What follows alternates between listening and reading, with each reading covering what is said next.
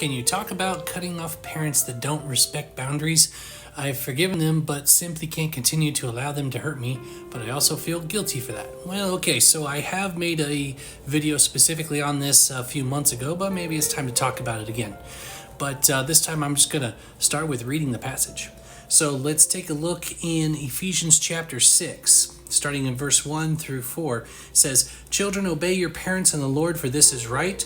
Honor your father and mother. This is the first commandment with a promise, that it may go well with you, that you may live long in the land." Okay, but it doesn't stop there. It says, "Fathers, do not provoke your children to anger, but bring them up in the discipline and instruction of the Lord." Okay, so this is something that has been taken out of context, but most people I hear talk about it nowadays do understand it. The idea here is not that you have to obey them. You do not have to obey your parents when you're 78 years old and they're 90. No.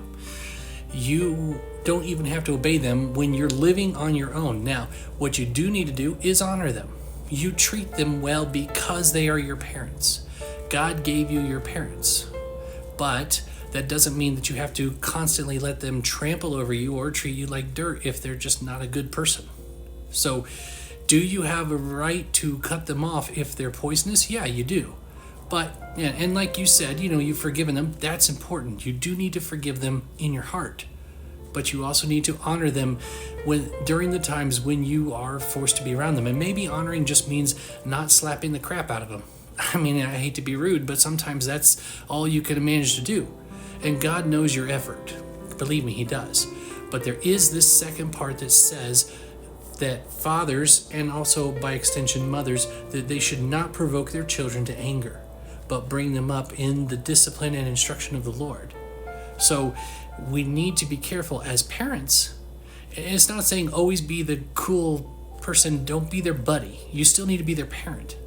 But when you provoke someone to anger, it is treating them in such a way that it makes them angry, like intentionally. Like, I don't care that you're angry, you're going to do what I say.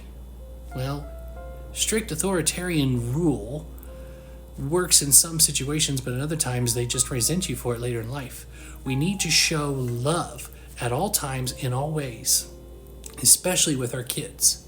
So if they are lacking in love, show them what love looks like. But if you can't be around them and they're just not getting the message, then just honor them the few times you absolutely have to deal with them. It's okay. Ultimately, God forgives it all anyway.